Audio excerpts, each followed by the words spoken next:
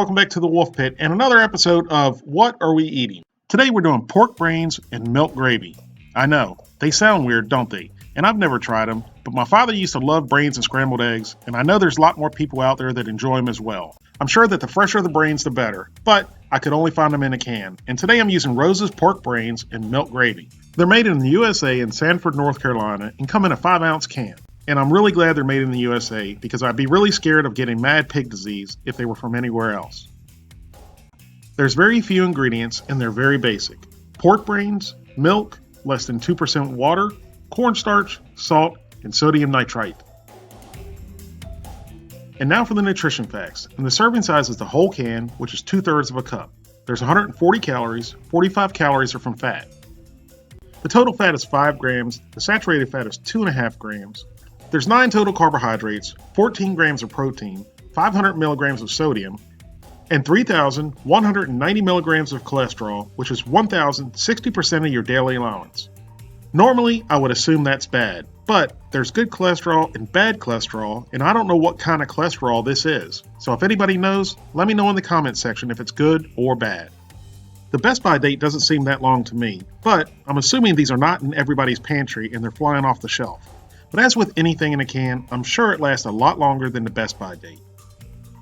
Now let's open it up and see what's inside. And I definitely was not expecting it to look like Pepto-Bismol. And it was at this point that I was a little bit concerned. But I continued on for each and every one of you, because I try these foods so you don't have to. Once I started mixing the can around, I really got the strong odor of potted meat. It smells just like potted meat. Exactly.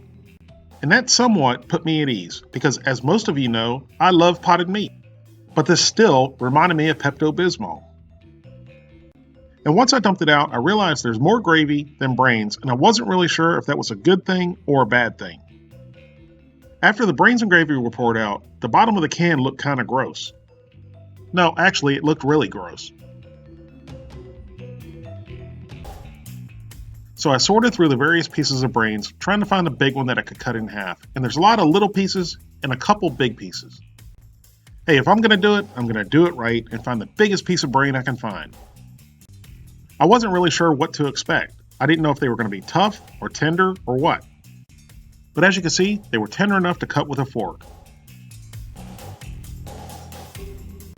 And I still caught the aroma of potted meat, and at that point, it was a security blanket for me. And at that point, I knew this was going to taste like potted meat. After my first bite, I couldn't have been more wrong. It tasted absolutely nothing like potted meat. To be honest, it tasted like absolutely nothing. They had very little flavor, and the texture was like chicken livers. I was pretty disappointed they had no flavor. So rather than giving up after taking a bite of them out of the can, I decided to cook them. I don't know exactly how my father used to cook them, so I looked up a couple recipes online. And I found a couple recipes using the Rose's pork brains and milk gravy, just like I have. So I added some butter to a skillet over medium heat. None of the recipes I found said to drain the brains, so I added the brains and the milk gravy. I didn't know if this was right or wrong. Then I gave them a mix until they were heated through.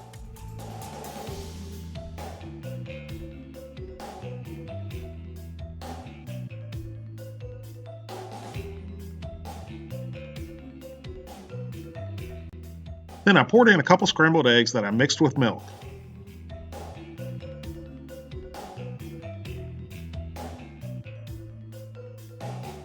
Along with black pepper and salt.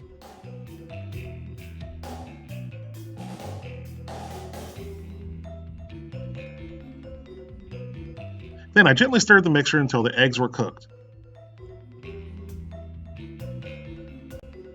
At this point, it did start to look a little bit better, and it lost the potted meat smell, which made me sad. But all the recipes I found said to serve over toast, so that's what I did.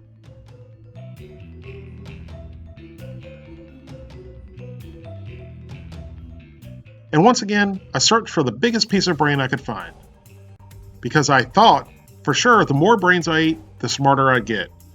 But in both cases, of getting smarter and the taste of the eggs and brains, I was very disappointed.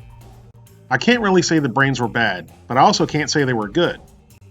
They had very, very little flavor, and like I said, the texture was like chicken livers, which is good because I like chicken livers. And I'm not really sure what the purpose of the milk gravy was because again, it had no flavor. But I'm not going to give up on brains that easy or getting smart from eating brains, so I'm going to try to find some fresh ones and I'll do another video once I do. Thank you all very much for watching. Give these a try if you like. Maybe you'll like them more than I did. Please don't forget to like this video and subscribe, and I'll see you soon.